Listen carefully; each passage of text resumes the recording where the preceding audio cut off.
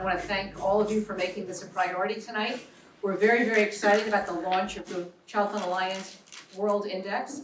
I want to give some kudos to our member WeWorld, our Italian-based member WeWorld, who initiated this publication in 2015 with a fantastic methodology.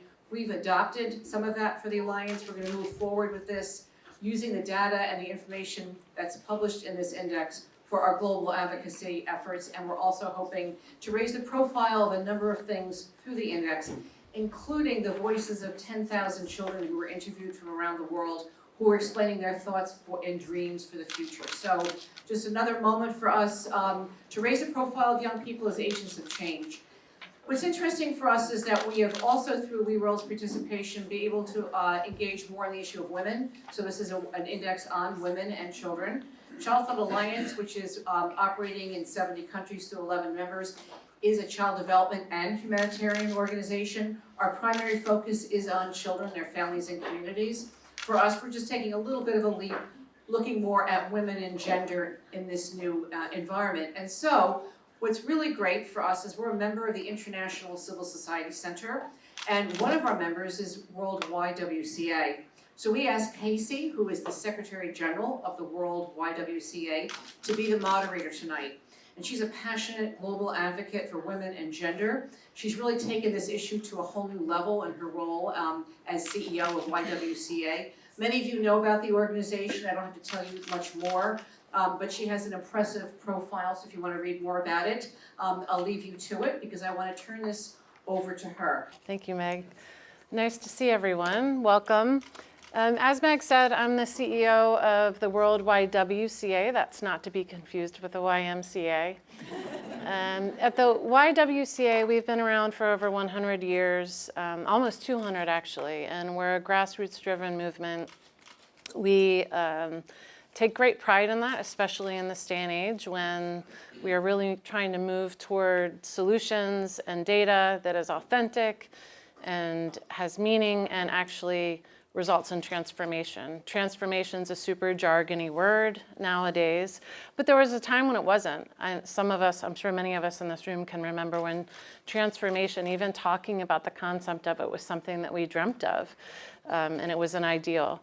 And the World Index, which we'll be talking about tonight, it's that type of data that ChildFund has brought that is authentic. It's that type of data, just like grassroots-driven organizations and grassroots-driven voices, which really often equates into transformation instead of transaction, instead of redundancy, instead of duplication. For the index, I think it was, some people may say there's hubris there to try to capture the voices of youth all around the world. And I really celebrate that hubris by the Child Fund, and I think it's fantastic. And I can't wait to hear the perspectives from the panel and the speaker tonight. We are going to begin with a welcome from Simon White, the chair of the board for ChildFund Alliance. In addition to serving as chair of the board of ChildFund Alliance, Simon is chair of the ChildFund New Zealand and chair of the Lion Foundation and Auckland Basketball Services Limited. Originally a commercial lawyer with major law firms in New Zealand and London, Simon had a successful corporate career with leadership roles at Enerco New Zealand, Sky City, United Networks, and SKF New Zealand. More recently, he was a director of AA Smart Fuel Limited and helped establish the Coaching Collective. Thanks so much, Simon. Come on up. Thanks. Thank you, Casey. Good evening, distinguished guests, colleagues, and friends. It is my honour to welcome you to the launch of the ChildFund Alliance World Index 2024. As chair of the board of ChildFund Alliance, I've had a unique vantage point in witnessing the dedication and rigour poured into this report. Tonight, we present not just data, but a call to action. This year's index is a stark reminder of the challenges women and children face globally. It's unacceptable that in 2024, so many still live in conditions where their fundamental rights are merely aspirations, not realities. From health and education disparities to the pervasive threat of violence, our findings underscore the urgent need for change. But this is not a night for despair. The index is a tool for empowerment by identifying the gaps and illuminate the path forward. We must use this data to advocate for policies that protect and promote the rights of every woman and child. We must hold governments and institutions accountable for creating a world where all women and children can thrive. ChildFund Alliance remains steadfast in our commitment to this vision. Our global network is dedicated to working alongside children, families and communities to create lasting change. We believe in the power of participation, in amplifying the voices of the young, and in building a future where every child has the opportunity to reach their full potential. Tonight, let us commit to using the World Index 2024 as a catalyst for action. Let us work together to build a world where every child has the right to a safe, healthy, and fulfilling future. Thank you.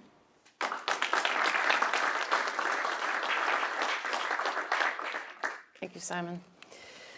For our keynote address tonight, we're going to hear from Manuel Fontaine, Special Advisor for Child Rights at UNICEF. Manuel was appointed Special Advisor, Child Rights in the Office of UNICEF Executive Director in September of 2023. He was previously the Director of the Office of Emergency Programs. Manuel has more than 33 years of experience with UNICEF, which combines managerial and technical leadership in both development and emergency contexts. Mr. Fontaine is a national of France, and we are so excited to hear from you today and talk about this 2024 World Index and aspirations and realities. Thank you.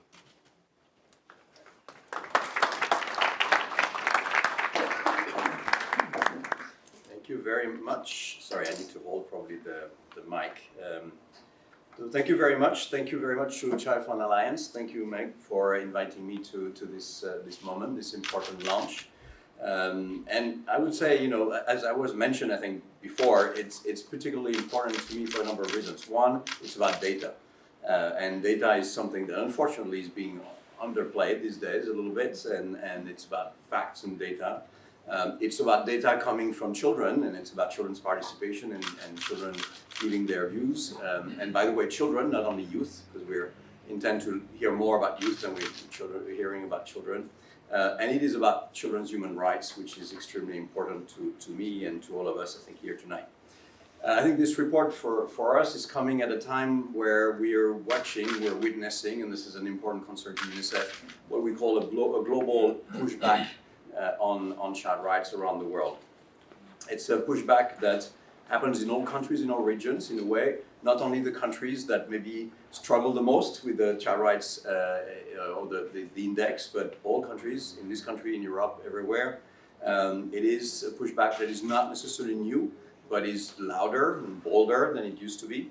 It is the sense that neither NGOs working on children or organizations working on children like all of you or the children themselves are protected by red lines anymore.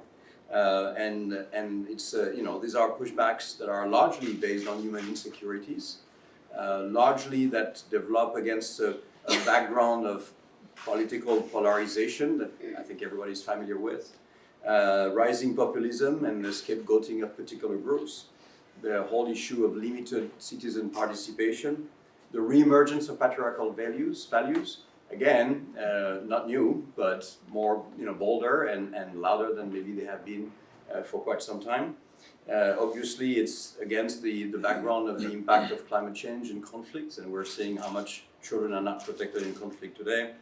It's against the backdrop of the reduced trust in the multilateral system, and of course, what we would call the systematic and intentional undermining of democratic and human rights values that we're seeing everywhere. It is very much a pushback that is about denying children their status as right holders and subjects of rights, and very much giving the sense that, well, recognizing that status of rights holders and the agency of children or their participation, which you are doing through your report, is very much threatening traditional patriarchal values and societal norms and status quo. So it's a lot about seeing children as object of the goodwill or bad will of adults, recipients of services, vulnerable groups rather than individual subjects of rights with their own agency and their capacity to actually influence the exercise of their own rights.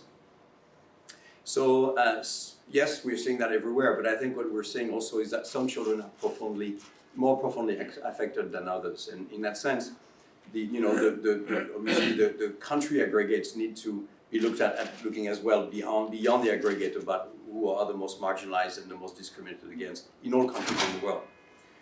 So it's the scapegoating of minority groups, children on the move that everybody's familiar with, but also children from indigenous groups, minority groups, children who are actually victim of or receiving on the receiving end of climate change impact. It's very much a pushback against gender rights, girls, adolescent girls, and the reference to multiple and intersecting forms of discrimination. And it is also very much a discrimination against LGBTIQ+ children or the children of LGBTIQ+ parents in general.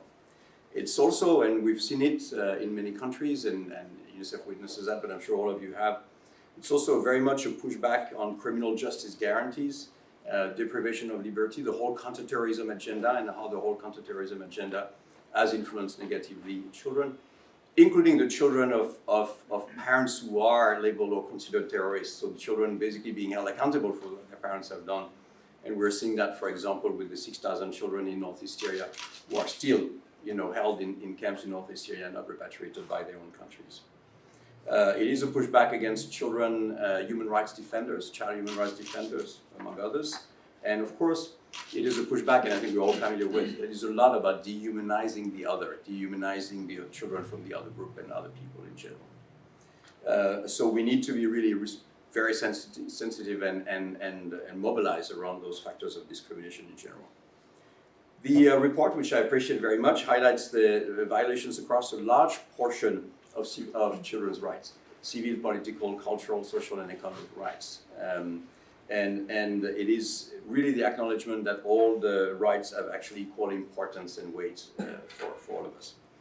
Next week, we're going to be marking the 35th anniversary of the Convention on the Rights of the Child. All those rights are in the Convention, and the Convention is referred to in the report over and over again, which is really good. It's going to be the 35th anniversary. It's the most ratified human rights treaty in history, which is quite significant.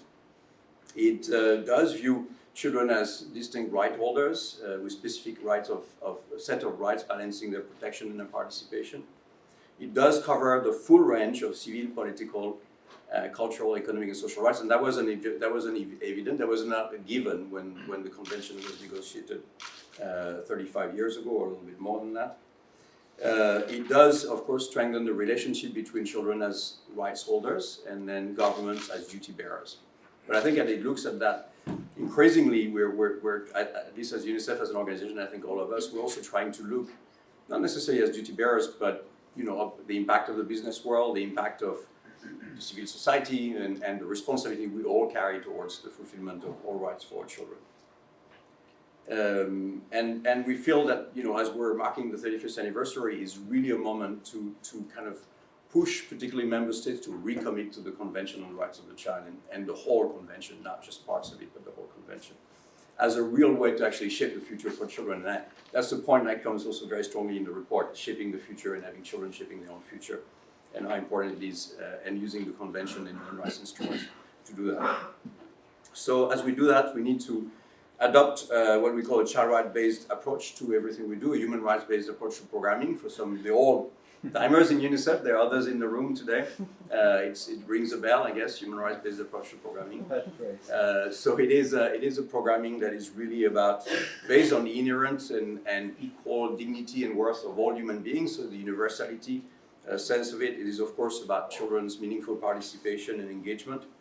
It is about them holding government to account, holding us to account, holding duty bearers to account. It is about the interdependence and the indivisibility of rights, that you cannot claim your right to education, you cannot claim your right to adequate standard of health care if you're not allowed to peacefully assemble, if you're not able to participate, if you're not able to claim your rights in front of a court, claim remedy, and so the importance of linking all the rights together. And it is, of course, about promoting and fulfilling rights to life, survival, and development. So at UNICEF, we are doing that, we're trying. So we have an executive director who's asked us to be bold, intentional, and systematic in the way we approach human rights and child rights. And this is what we're trying to do. And we're doing that a lot through our capacity building, internal capacity building. It is also about how we live our values as an organization and how we live our values through our partnership. So partnership with all of you, with all the organizations that are working on child rights around the world, but also, and very importantly, our partnership with human rights defenders and children rights defenders. And in that respect, I really would invite you to look at the report of the Special Rapporteur on Human Rights Defenders, the recent report that has come out on child human rights defenders, because it's very interesting. And it really shows how children themselves say, look, you organizations working on child rights, whether you are in a civil society, you're not taking us seriously. You need to take us seriously. You need to create the space for us to be heard, which I think this is what you're doing to a large extent in this report. And finally, just to say that I want to echo the report's emphasis on providing evidence base on the one hand, but also really on that child participation. This is something we discussed with Meg we did a podcast together last week or so. And one point you made to us, which I think is very correct, is that UNICEF is not always very strong at child participation. And I don't think the UN is very strong at child participation as such, and we can be a lot better. So this is definitely a commitment of all of us, trying to ensure that children have a seat at the table when they're shaping their future, which is the ambition of the report. Thank you very much, everybody.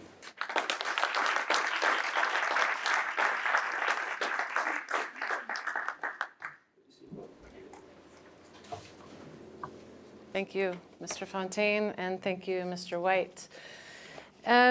So in terms of the next speaker, we're going to hear some highlights. If you haven't had a chance to study up on the report, we're going to hear from Martina about the report. Again, highlights which will help continue to set the stage for the panel discussion that we'll not only have up front, but we'll have as a group. I'm particularly excited for everyone to also understand and for us to lean into this nexus of children and women and how tied the two things are. And I appreciate, again, as a member of the global movement of the World YWCA, the way in which those two pieces are not deconstructed into different segregated data that is very technocratic, but instead leaning into the reality that there is that nexus there. So with that, I want to welcome Martina Albini, Research Center Coordinator of WeWorld, member of ChildFund Alliance. Martina, you have a strong academic background in international cooperation and development, achieved through your studies in different parts of the world. You've worked in protection systems for victims of human trafficking. You joined WeWorld, which is the Italian member of ChildFund Alliance and the innovator of this report. And we are really looking forward to hearing from you about the methodology, some of the highlights, again, to set the stage for what is hopefully a rich and provocative conversation to follow.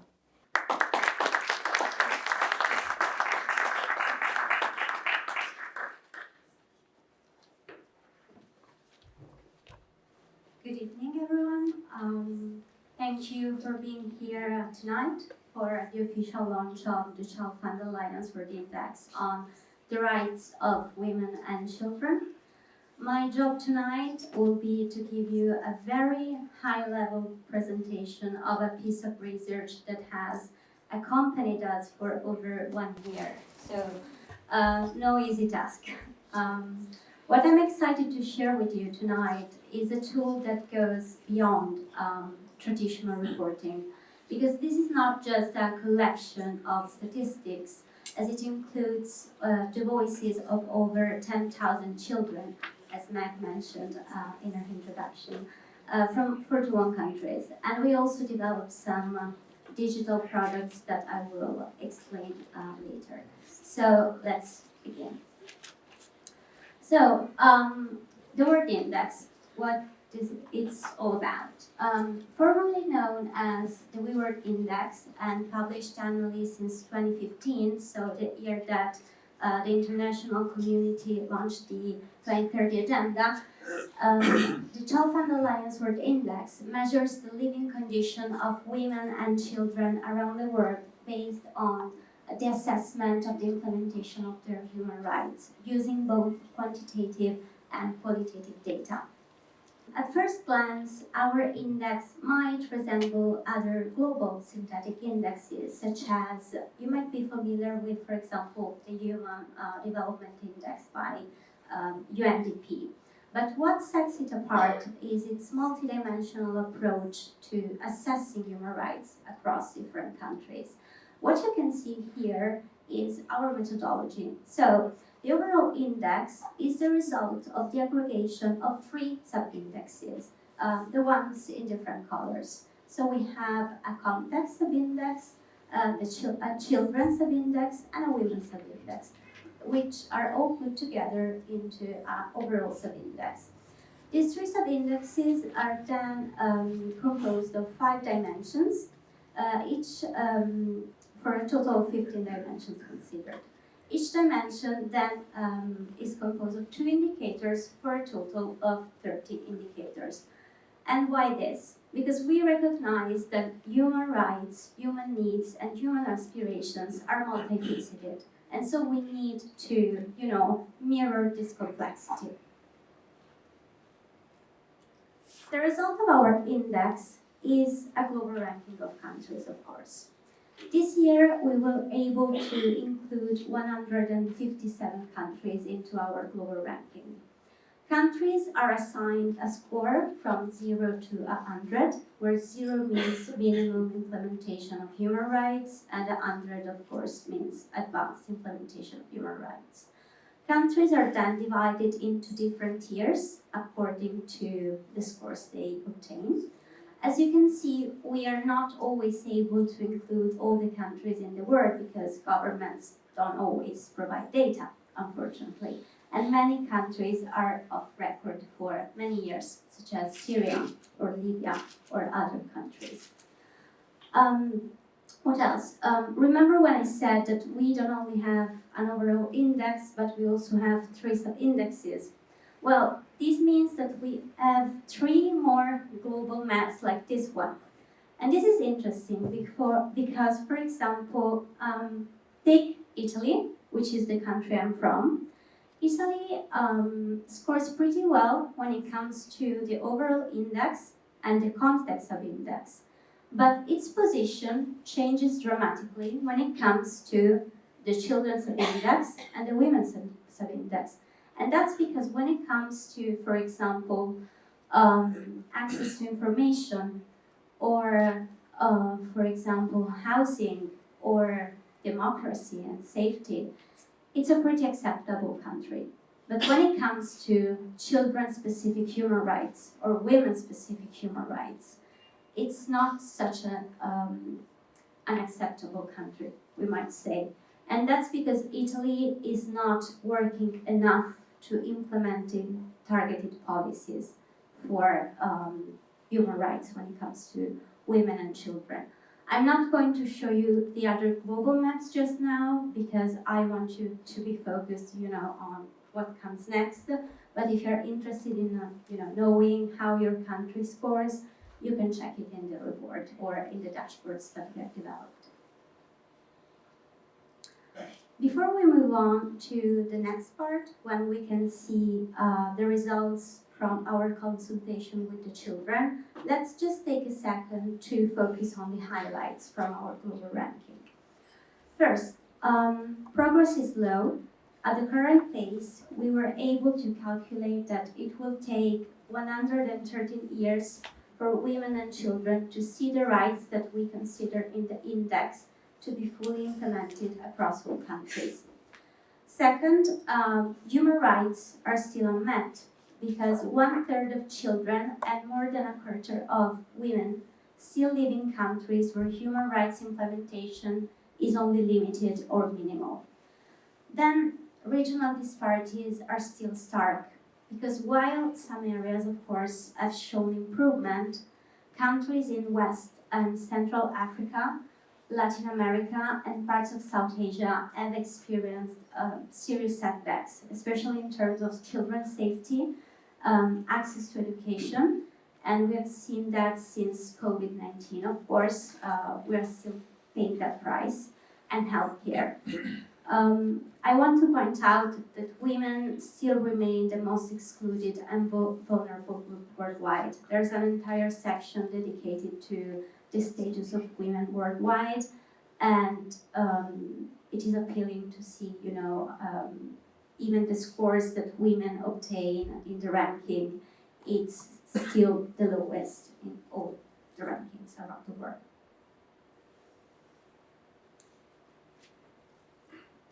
Okay, so now let's move to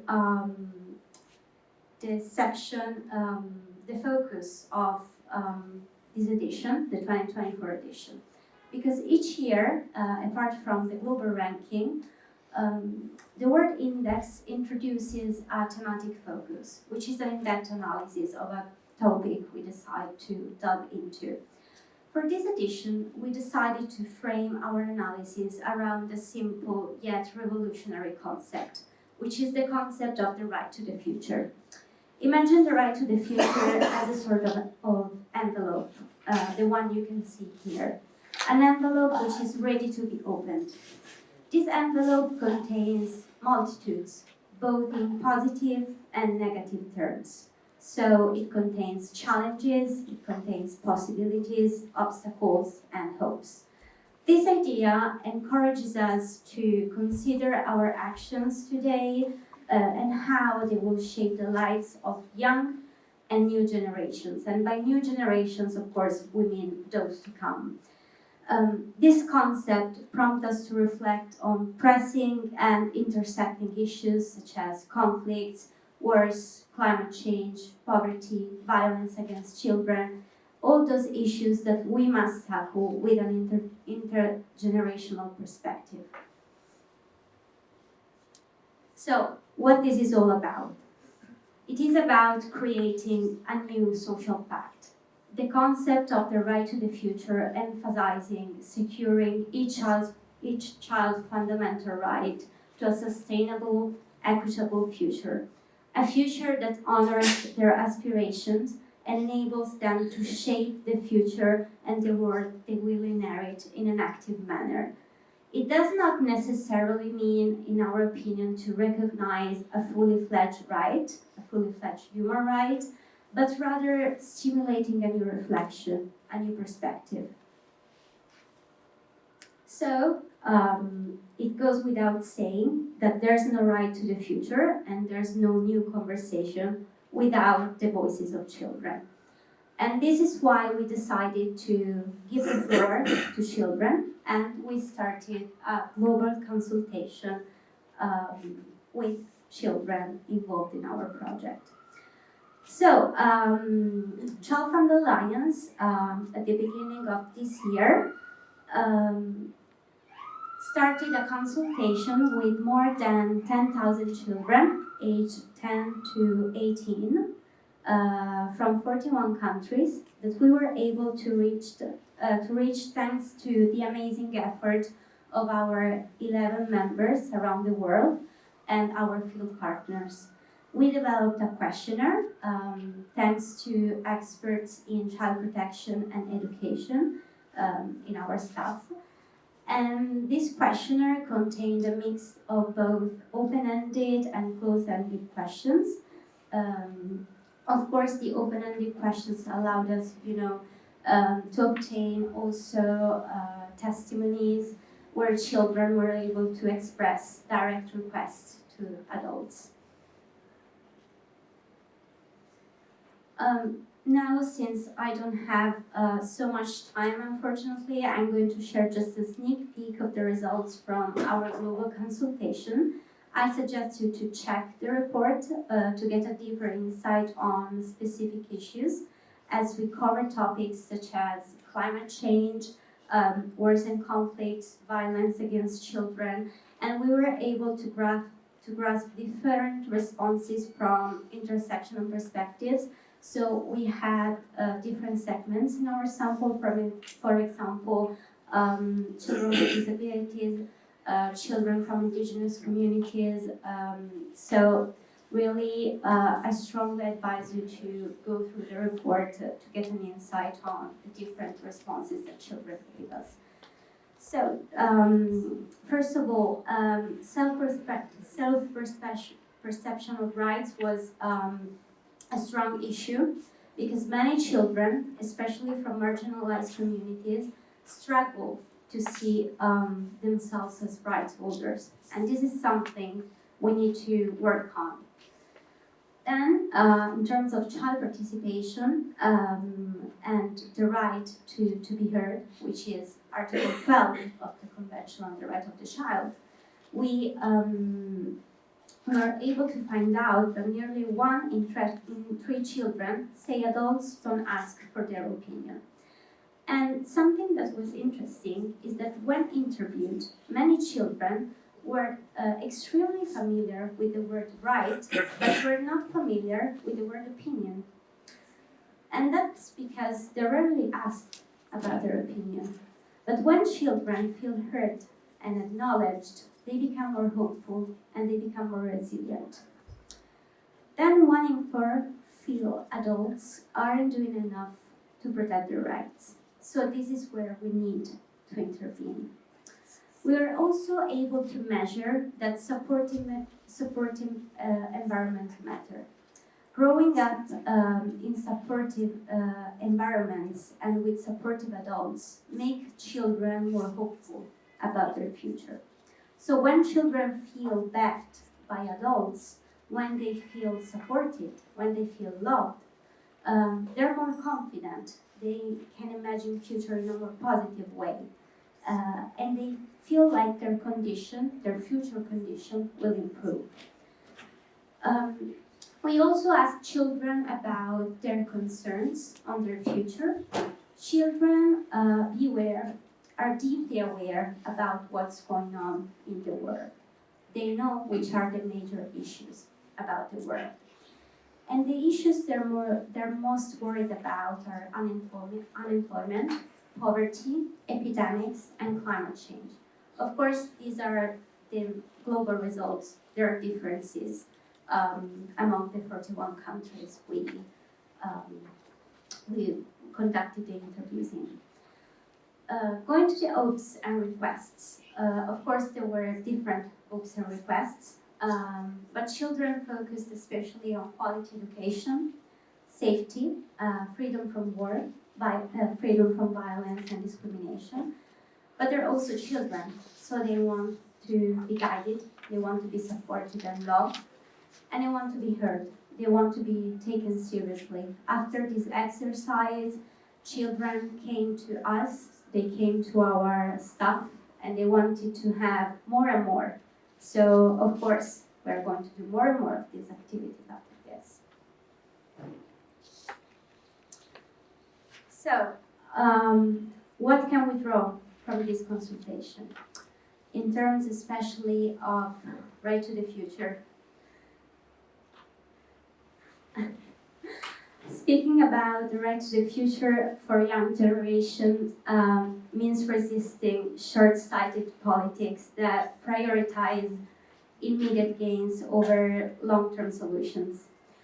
As the world faces crisis, critical decisions are delayed, compromised, or sacrificed, leaving children and young people to pay the highest price, as we're seeing it, and we're seeing it these days at COP29.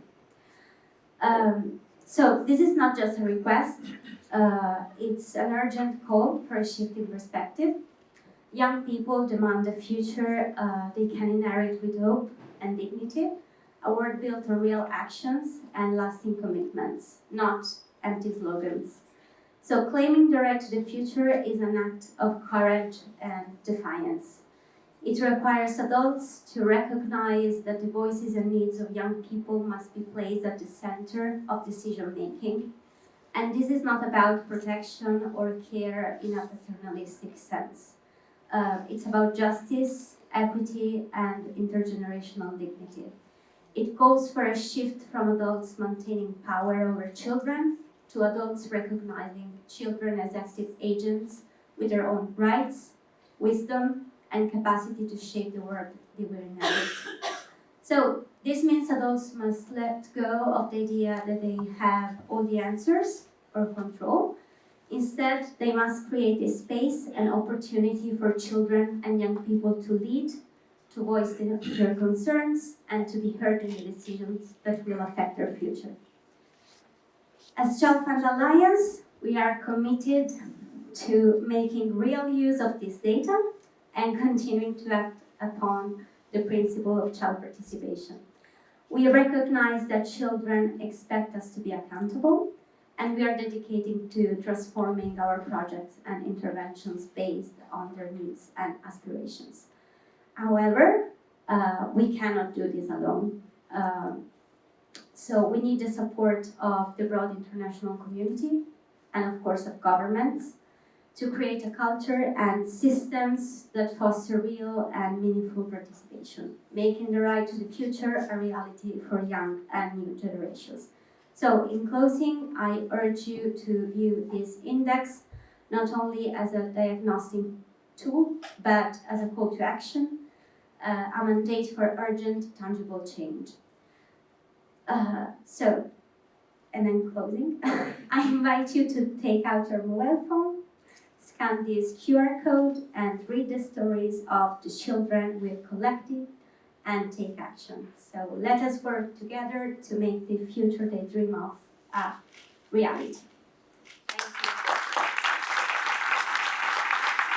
you. And now, before we move to the panel, and leaving the floor to the next speakers, we have a message from the children who took part in our global consultation. Thank you.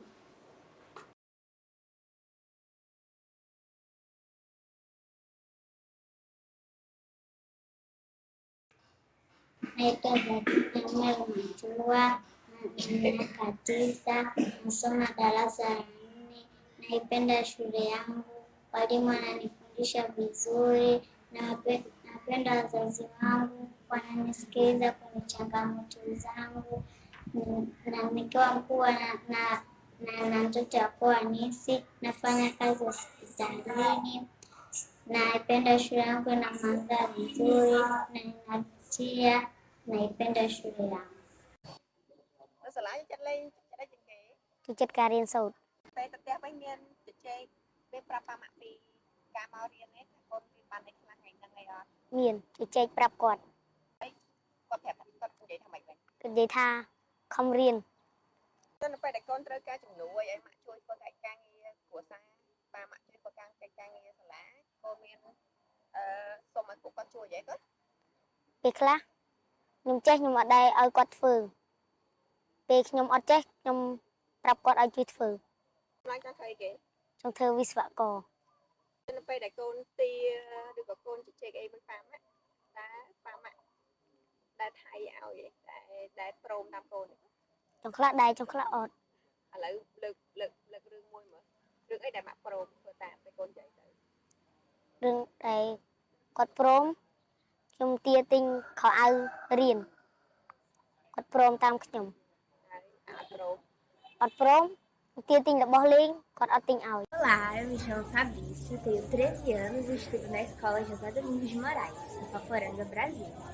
O que eu mais gosto na minha escola é a forma lúdica como os professores e coordenadores trabalham com a gente, propondo atividades bem descontraídas e que nos trazem várias oportunidades.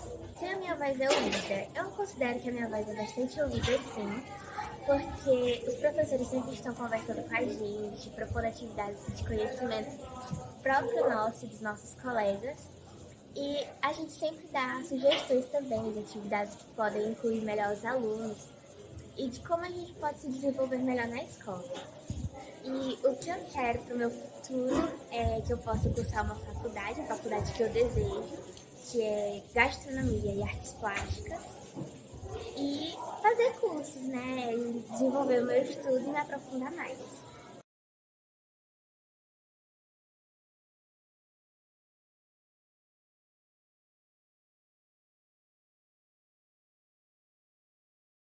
So we are going to, as I said, we'll begin with the panel, which ultimately, hopefully, is a conversation among all of us. We'll begin with a 5 to 8 minute intervention by all the panelists, a few follow-up questions, and then again move to the floor. So think about those questions that you want to ask or commentary so that we use this time as best we can and we all leave invigorated. Okay, so we're going to start with Lisa. Lisa Kerbiel, the head of the Secretariat for the UN Joint SDG Fund.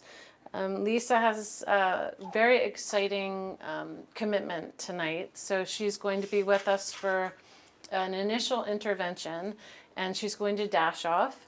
And at that time, Ms. Albini, Martina will come up and take the spot in your chair, Lisa, for the conversation we have after the first interventions. So with that, here's your mic. Fabulous. Thank you Yes. so much, Casey. Such a pleasure to be here. Thank you to Meg for this honor to be here. I'm delighted to join this esteemed panel. My name is Lisa Kerbiel. I represent the United Nations Joint SDG Fund. This was created by the General Assembly in 2019 by all of our governments, the member states of the United Nations, to demand more to accelerate the Sustainable Development Goals. So I think Meg opened tonight talking about partnerships. So I suppose I represent a part of the UN system, a part of the governments and the partners that come together around SDG acceleration. And I'll give you some examples of how, through that wider lens of those 17 goals, children's rights are indeed being manifested, protected, and advocated for. The fund was created at a time when the UN development system was under reform. This was launched by Secretary General Gutierrez because, believe it or not, the UN system doesn't always work well together. And the idea was to make us more efficient and effective. So I'm delighted to have UNICEF and UN Women here because they are two of the agencies that sit on the operational steering committee of the Joint SDG Fund. They steer, guide, and influence how the fund operates best at country level to have impact on those very kids that hopefully answered your survey and many, many more in the future. We have two strands of how the fund works, and I'll try to be really simple to avoid all the jargon that I digest every day. One is around integrated policy solutions, and the other one is around SDG financing. So you try to imagine how educational systems can be improved and transformed to meet the 21st century, the demands we have from AI and from green tech and from green technologies. How does a government identify that fiscal space, but perhaps also attract private investment to really accelerate that and make it go faster? That's the role of the fund. It's to identify the bottlenecks or the hurdles that we have to go over. You can choose your metaphor. We try to use policy solutions to get government buy-in, and then we try to create a pipeline to make those very policy ideas investable. So I'm going to give you 3 examples of how the fund has done this, and hopefully that will resonate. And then I'll leave behind some info on that. So in Mongolia, so imagine the life of a herding child, right? We know the life of these nomadic herders that are working with their children to really protect their livestock in really difficult climate change conditions. The UN country team, so again, the Joint SDG Fund giving financing through the UN country team. And this is where, again, you have to remember all of those agencies, funds, and programs, for example, UNICEF, that help identify the gaps in fiscal space to give a child grant to enhance social protection that benefits kids. So the fund invested that $2 million to help that policy for social protection be adopted faster, right? So that data to be collected, just like your index, the voices of those children incorporated, taken up to leadership at government level, budgets then being unpacked, reconfigured to find the fiscal space available, and then into parliament and into legislation forever, right? So that sustainability of that kind of investment. That's an example of integrated policy that directly then has that trickle down because the child grant is embedded into that social protection system. So that's the kind of work the fund tries to do. We don't give out large amounts of money because we're not the World Bank, the IMF, or larger entities like bilateral aid. We're meant to catalyze and facilitate the kind of work that Manuel and Dan and many of my colleagues across the UN system have been doing for decades. get it done faster so that we can meet the needs of those children faster. In Indonesia, a little bit towards the banking sector, a little bit towards your board members, I believe, right? Which is how do we use capital markets to invest in the things that we know will benefit those that are being left behind. SDG bonds are no longer new, but they are new in many of the countries where we work as the United Nations. So in Indonesia, even though the capital markets are active, they might not have the expertise within government of how to apply the monitoring, the evaluation, and the criteria to make sure that when you market that SDG bond, it really is doing sustainable work for the SDGs. And that, again, was the work of the UN agencies, funds, and programs, money from the fund to de-risk it. Why? Because we might not have Wall Street running to Jakarta to invest. Some will, some focused on emerging markets, but many not yet. So the UN, through its member states, public money is being used to de-risk private sector investments that, again, benefit kids. And in this particular case, it's scholarships for young people. It's again, more coverage for clinics and shelters that can help anyone suffering from abuse, violence, exploitation. It's the kind of work that's every day in the child rights world. We're just trying to find ways to get others to invest in it. And I think we all agree on the gap to reach the SDGs. We know the billions and the trillions that are needed. So again, trying to be innovative, taking the work that we do every day, that all of you are doing so often, and marketing it and taking it forward. My final example goes again back to the policy space in Mexico. Domestic workers were never part of the formal economy, and yet is the top choice and often the only opportunity for many, many women to protect and provide for their families. Domestic workers are now, through Parliament, through legislative, through this policy initiative, are now included in social protection mechanisms of the government of Mexico. This was a huge win for those women who never had a sick day, who never had any kind of way to pay into the formalized system and also be recognized back by it. So these, again, are slow-moving needles. The fund puts people, money, and expertise around that issue to try to just move the needle faster. And we really would love to continue this partnership with all of you because we don't want the voice of children ever to be lost in the fund. We do have youth ambassadors woven into each of our joint programs. That was deliberate because I've come from UNICEF. And I've been taught very well about if you don't demand that they be included and at the table, they will become tokenistic voices. And so now we have young, often UN volunteers, right? So they're under 25 and they're already now being part of our monitoring and evaluation framework. So again, really thrilled to be here. Would love to stay in touch with the great work here. And please know that across the street, there are those that are trying to really connect the dots with the member states. So your voices, your advocacy have to keep bubbling up. And obviously the events of last week mean even more so, we have to keep working together and finding the future together. Thank you so much. Fantastic. Next, Gillian, we'll ask to hear from you. Gillian is the Executive Director of the Collaborative on Global Children's Issues, Georgetown University. Good to be here, thank you. Yes, I now lead the Collaborative on Global Children's Issues at Georgetown University, and I'm often asked, well, what are global children's issues? And we say, what are not global children's issues? Name an issue that is big in the world or on any adult's minds that doesn't actually affect children, and there aren't very many.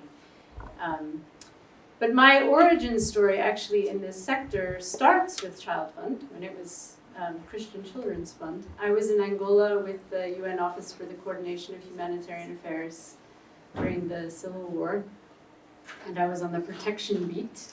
I felt pretty well equipped with my great training until I started interacting with child soldiers. And that's a pretty humbling moment when you realize you actually don't have any, I didn't have any training that prepared me for that. And the fact is, I think that's the case for many of us who end up doing this work, because this isn't actually a typical part of your foreign assistance training or your international development training. And so that's always been with me. I was really lucky when I was in Angola that I got to saddle up with Michael Wessels, who was one of the great researchers and practitioners working with child soldiers, and he was working with ChildFund, Christian Children's Fund. And what I loved about his work is that he would not do anything without extensive consultation with the communities and with the children affected. So I was in this space where young people who had been soldiered and who were being reintegrated into their communities could tell us exactly what we couldn't see. And were very direct about what they needed. And these kids were truly leaders. They had obviously been through hell, but had also developed tremendous skills. So they were not going to have any UN agency talking about their victimization or their deficits. They were like, listen, this is what we've been through, this is what we know, this is what you need to do. Mm-hmm. And that kind of clarity of purpose was so important for me as a young humanitarian, and it really stayed with me. So I thank ChildFund for that introduction, actually, to how to do this work really well on the ground. And I will say that that's not what I saw everywhere else, right? So there was a big learning curve in this work moving forward. How do we replicate that? Fast forward a bunch of years, I spent 12 years in different humanitarian crisis settings, and then I ended up at USAID, where I worked for a congressional mandate that requires that all forms of US government assistance for children is comprehensive, coordinated, and effective.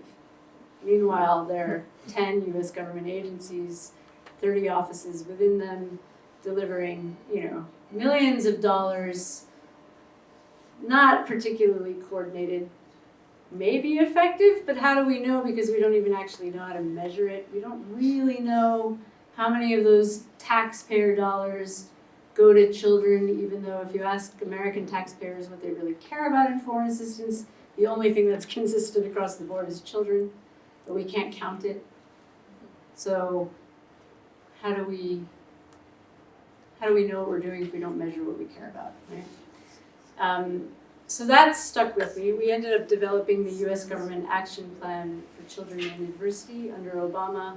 That was launched in 2012. It's now in its third iteration. It actually was re-upped during the last Trump administration, which was kind of a miracle. We'll see if we can do it again. But in that process too, I realized, our problems come back to our training before we even deploy. So Georgetown University happens to be one of the premier training grounds for people entering the Foreign Service in the United States and globally. I mean, we feed into the World Bank, USAID, the UN, etc., State Department. And we did a scrub of the curriculum and noticed nothing was child-centered. So that's what I'm there for. The idea is to make this actually a reputable training program. So if you're going into the Foreign Service, you do need to think about the youngest half of the global population before you get out into the field and interact with them like I did. So that's what I'm doing now. And it's still an uphill battle. There's interest, but people still believe that this is sort of a mushy, touchy-feely topic. That you deal with kids if you're in schools or if you work as a pediatrician. Never mind the fact that they're actually everywhere else too. And so we need to begin to see them and think about them, plan accordingly, prioritize them, and show that we're prioritizing them by measuring what we're actually implementing.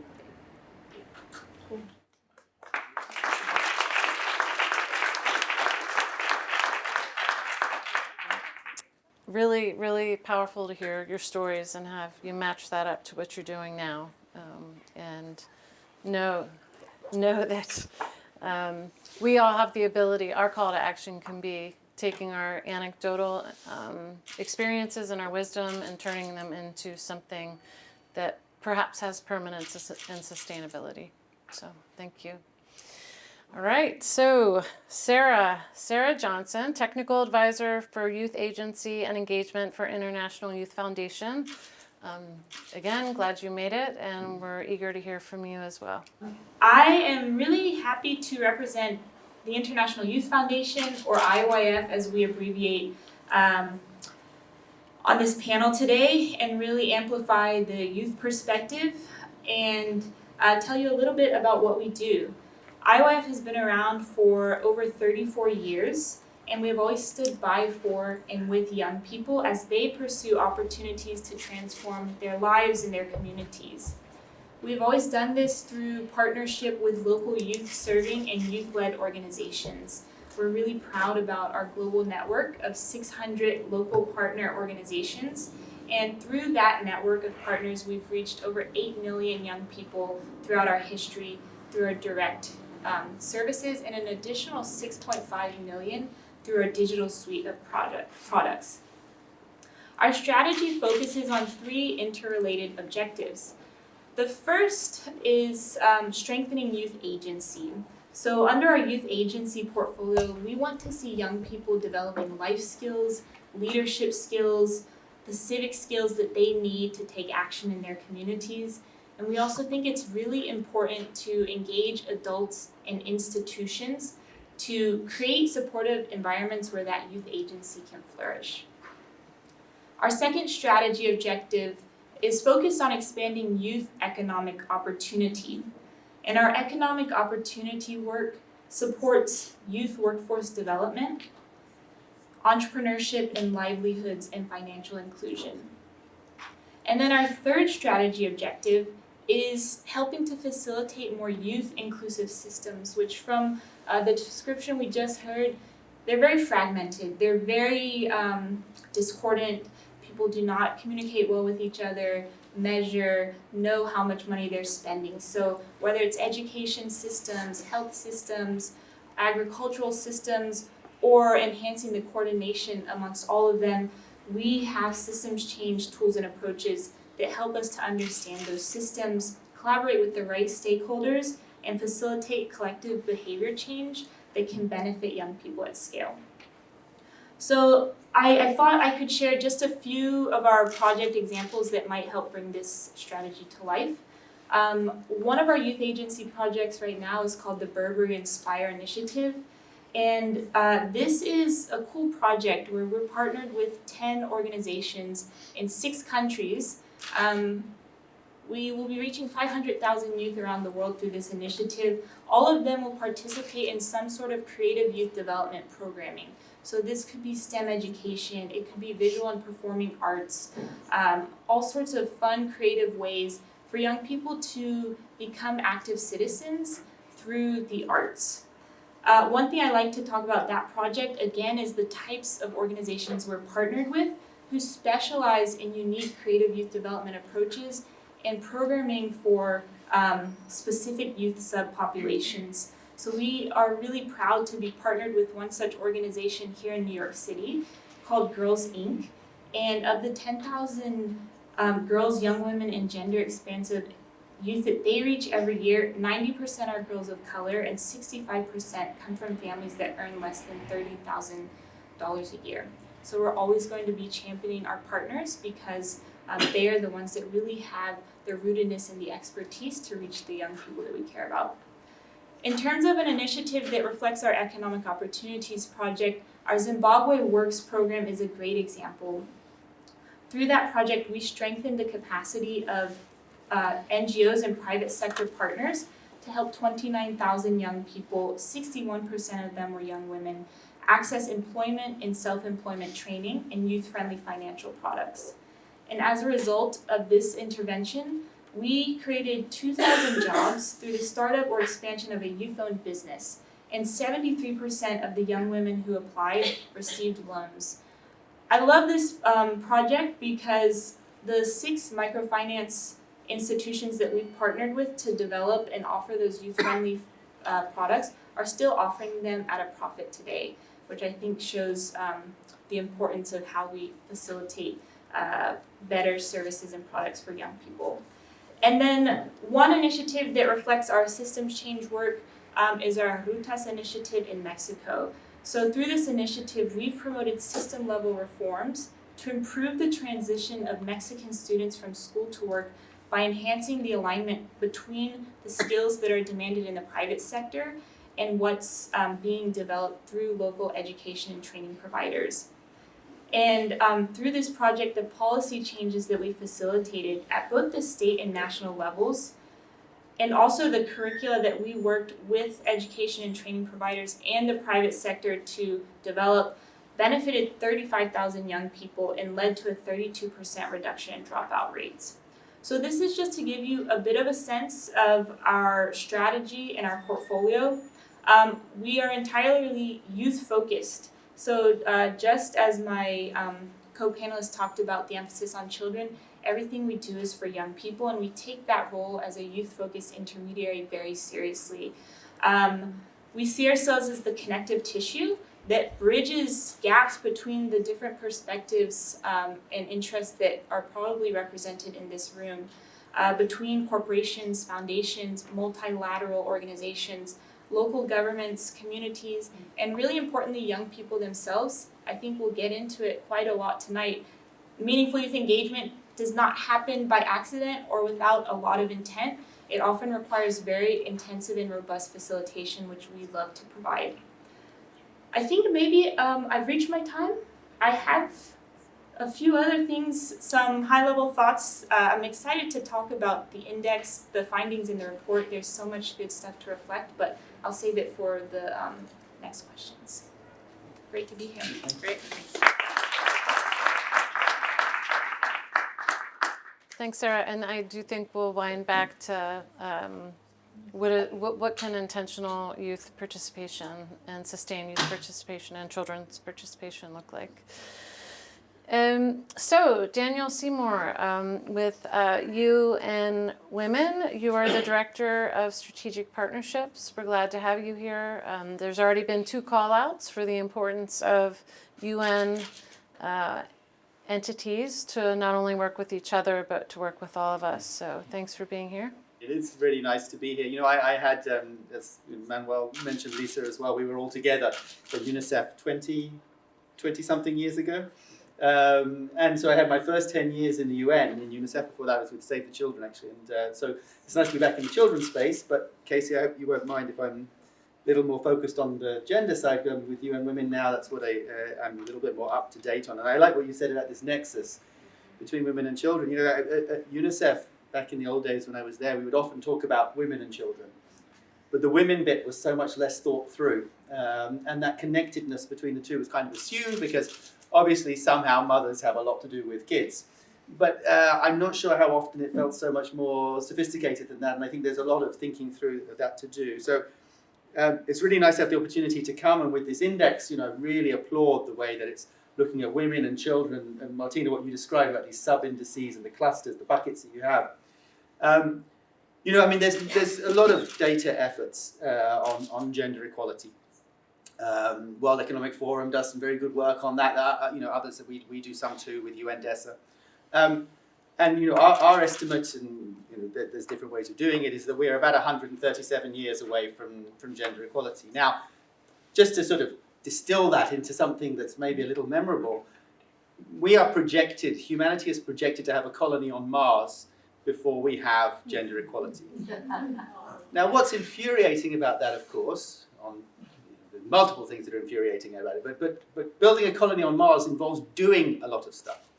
Achieving equality involves stopping doing things you don't need to do, right? The challenges that we have in terms of inequality in political participation are about people stopping discriminating against female candidates for high office. The challenges that we have around economic parity are to do with people stopping discriminating against mothers when they return to the workforce, or paying women less for exactly the same work. So there's an infuriating reality to these sorts of statistics of the stubborn determination of humanity just not to let go of discrimination, when there really is a fairly minimal price tag attached to it. We did an estimate as UN Women of what it would cost across the range of dimensions of gender inequality for middle income, low middle income and low income countries per year to close that gender gap. And it was 360 billion a year. Now, that 360 billion is a lot of money, but it's about 2/3 of what the world spends on coffee every year. I mean, you know, if you had a choice between, I like coffee, right? But if you had a choice between giving up coffee and living in a gender equal world, which would you choose? I would argue it's not complicated, right? So what is particularly, I think we as women, particularly with the 30th anniversary of the Beijing conference, the 4th World Conference of Women next year, what we're trying to do is take a lot of this kind of really important data in in this report, the indices, and focus it on the idea of a gender equality dividend. We are in a world, and Martina, you showed the concerns of young people that echo those of everyone around employment and poverty and climate change and so on. What is the dividend if we stop choosing inequality and we instead embrace equality? So, for example, if we close, we estimate, with our friends at UNDESA, if we close the gender gap in education and training, we believe that will boost global GDP by about 10 trillion a year. Now, 10 trillion a year is a little bit more than half the total economic output of the European Union. It's not a small amount of money at all. And all we have to do is just close that education and skills gap. If you close the digital gender gaps, it's about access to internet and technologies, that buys you roughly $500 billion a year to global GDP, we estimate. Gender gap in agriculture, another $1 trillion. I mean, when you think in terms of a world that is, in my country, the UK, we have a new government.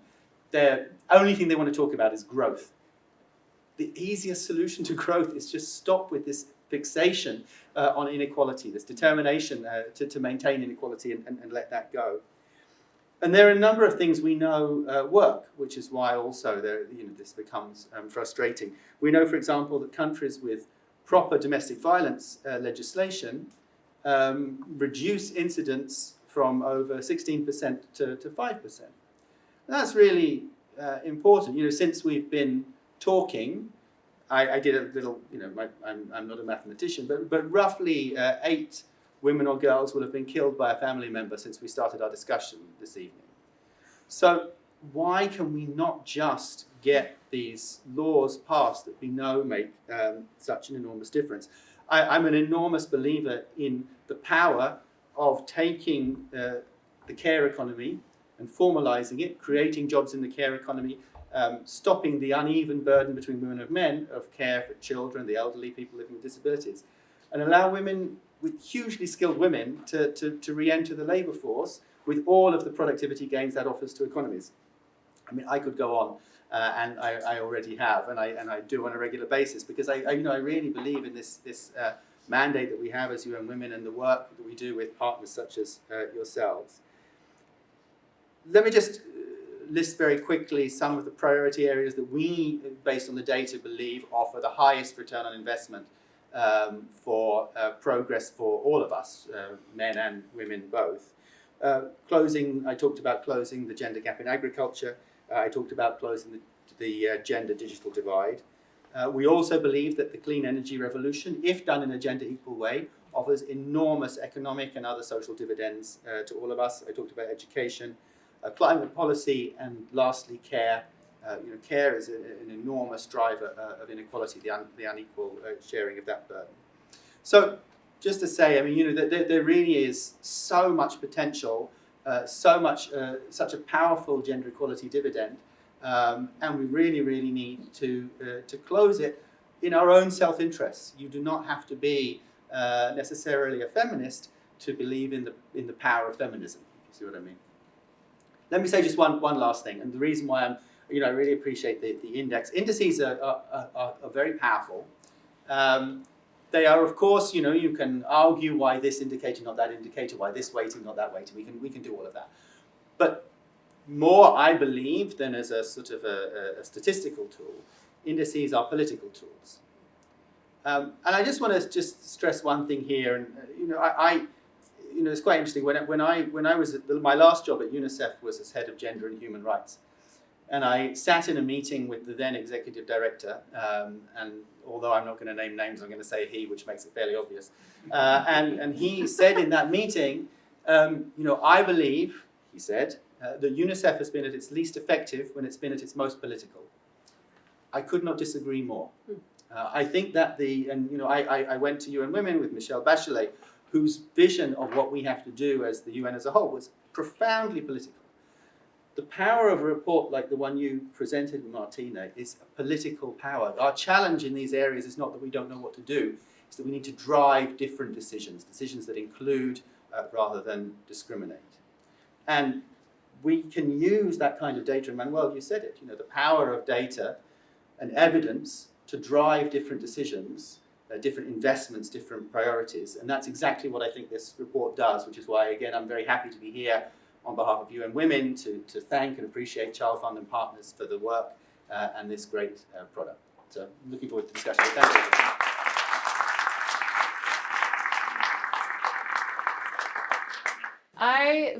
I'd love to have a power, well, I'll call it a power response, a lightning response from each of you. And then we absolutely want to open up to burning questions or commentary from those of you in the room, like I said. We're scheduled, we have a tight schedule, and we only have 15 minutes, that's what I thought. So you really covered a lot of ground with your original interventions. So based on what I heard from each of you, including you, Martina, is what I would call a hunger. There was fire in everything that you said. There were moments of fire. You also hit, I think, all your talking points and shared about your organizations with us and your personal experiences. But there were definitely moments where I was like, oh, they're on fire right now. Something's coming through. What I'd like to ask you for the lightning round, and try to keep your response to a minute, if you can, a minute or two, is if you were, as we say at the YWCA, if you were queen for the day, or prime minister for the day, or president for the day, you name it, czar, what would you do? And this is with your organization specifically. What would you do with this ChildFund Alliance World Index? If you could do something with it, what would be your call to action to your organization? And a reasonable amount of funding. So I'm gonna put you on the spot, actually. Okay. Thank you. Yeah, that wasn't in the notes, but all No, right. it's not. I like that. Shake things up a little bit. See if we're real. One of the things that I loved about this index, and I do think it's unique. I mean, you know, the UN has its measurement tools. We have MIX. You know, the U.S. government has DHS to measure things. The fact that this involves real data points given by young people, you incorporated them. Not everybody knows how to do that, and we often think that we can report on children's issues without incorporating them in data collection. And you know, I work at a university, and IRB is a pretty powerful thing. People say, don't talk to anybody under 18. And you're like, really? I mean, you want us to talk about children coming over the U.S.-Mexico border, but you don't want us to talk to any of the kids? So if I had money, and if I were queen for a day, I would make sure everybody knew how to do that ethically. And do it regularly. And don't make policy about children or youth without doing it. Excellent. Okay. Thank you, Gillian.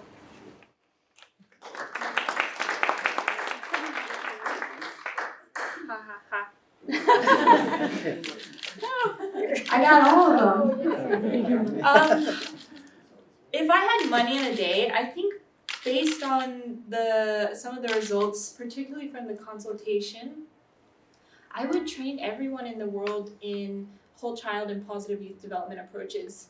I think that 3 of the top 5 priorities that children and adolescents pointed our attention to highlight the need to help people better understand, engage, and support youth. They requested that adults and institutions ask about and listen to their opinions, understand and respect them, and provide guidance and support. And this is something I do. It's one of the things I enjoy about my job, kind of building capacity for positive youth development. I feel the same. I think you said something to this effect. A lot of people are like, what does that mean? It feels mercurial. Like, I think I'm doing it. I'm not quite sure. I love working with people to understand, yes, I am in fact doing PYD. This is how, but this is also how I can do better. We have delivered positive youth development training to a wide array of people: healthcare workers, educators, career counselors, nonprofit leaders, business development service providers, and specialists in every sector that you can imagine. And every time I talk to them, all of them care about children. All of them care about youth. Many of them are parents who desperately want the best for their children. And all of them are able to reflect back on their life, their journey, and share what the experience is, the support, the mentors, the people in their life that help them to develop in a positive way. But they still need help to design and deliver programs and services that are effective for children and youth.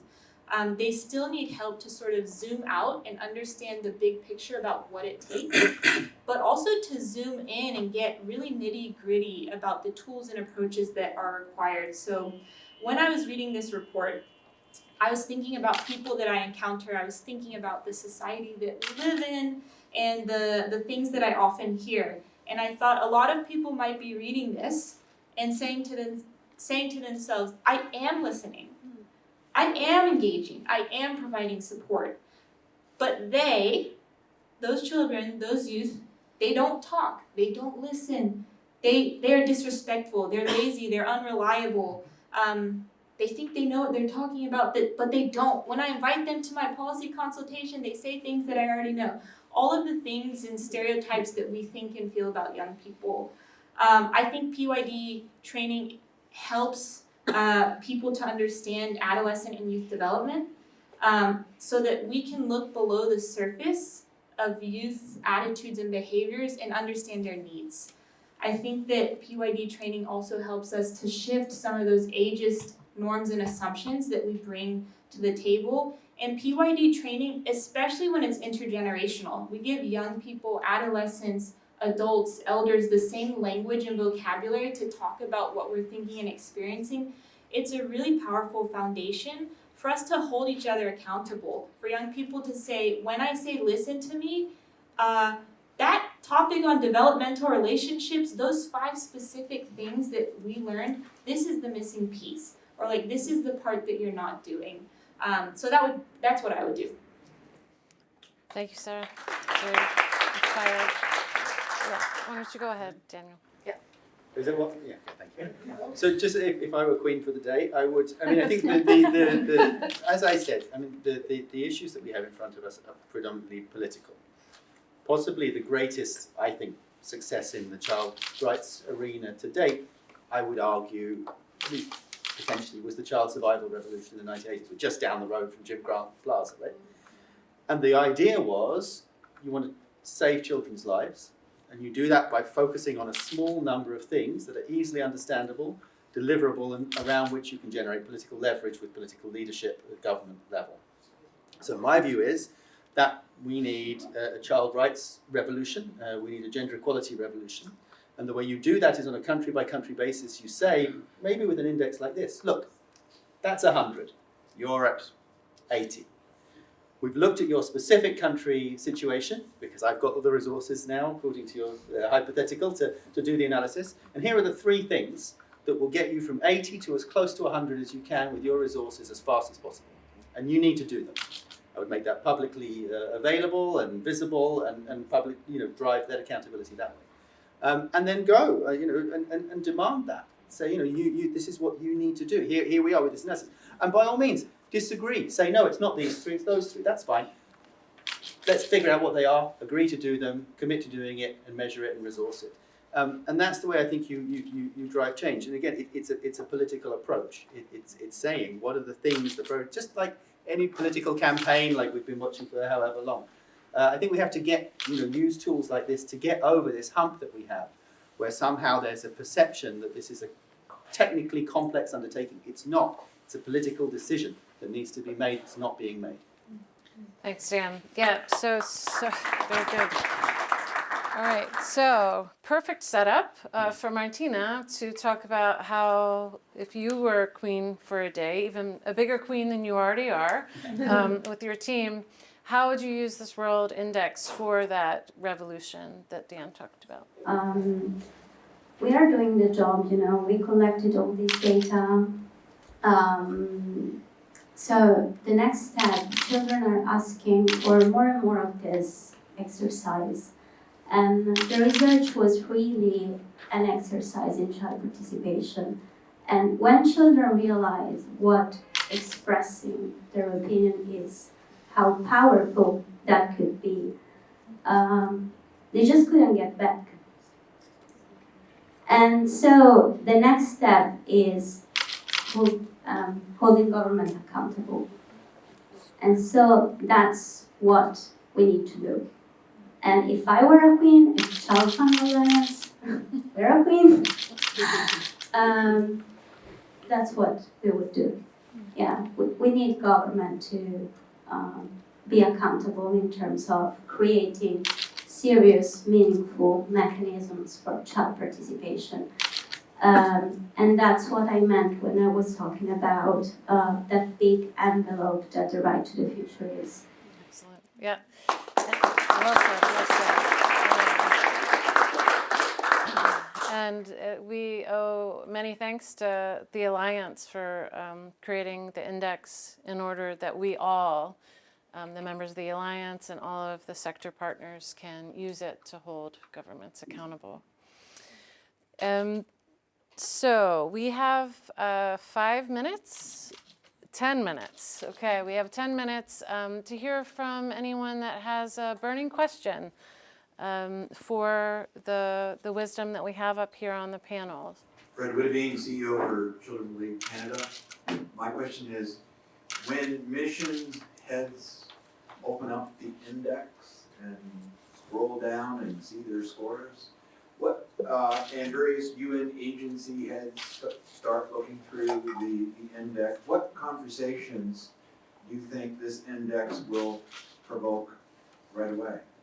I'll share quickly. One thing I think people often start doing is telling you all the things they already are doing, especially when it comes to child participation.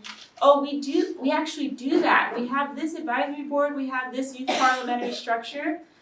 So I think that conversation, I'm really passionate about provoking reflections on quality, asking, have you assessed it? Is it mutually beneficial? Are all parties happy with how it's going? And really moving beyond the structures and the participation in the first place to provoking reflections on quality, mutual benefit, and impact. Thanks, Sarah. Ghislaine, sure. Are you inspired to respond? Sure. Okay. Always inspired. I think I would say that's fantastic. Are you willing to, or do you have plans to invite a youth advisory council into your office to talk to you about how you might do something better? Yeah, okay, yeah, absolutely. Okay, others. I saw your hand first. Thanks very much. I think the question is for Martina, really. I'm just wondering, since you started doing this index, whether you've seen any significant shifts in ranking, and what would you attribute those changes to, positive or negative? This is a good question. We've been doing this index since 2015. When you read the report, you will find a QR code. It will send you to a dashboard, and you will find historical series. So, you can see the index changing through time. And basically, we are stagnating. So, not a lot has changed since 2015. And countries at the top of the ranking are more or less the same. So, Northern European countries. That could be Sweden, Norway, Iceland, and so on. Countries at the bottom are usually sub-Saharan Africa countries, or countries that are affected by, conflicts or protracted crises, like Yemen or Afghanistan. So yeah, I would say that the situation, unfortunately, is pretty still. Stagnation, that's one of the words that caught me the most from the report. Yeah. And especially for women, women's situation hasn't changed, it hasn't remained the same in 9 years now. 9 years. Yes. 25 years ago, I was across the street as part of what was then called the UNICEF NGO Committee. And we were helping organize the NGO participation at the big special assembly on the 10th anniversary of children's rights. It caused some change, mainly through embarrassment, but it caused some change.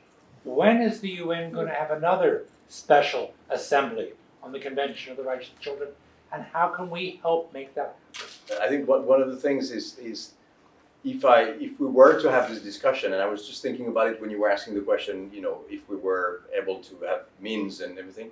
One thing that I think is important is and if we were to have a conversation like that, is also to take into account that those that are at the bottom of the list are also those with the least means and the least capacity, right?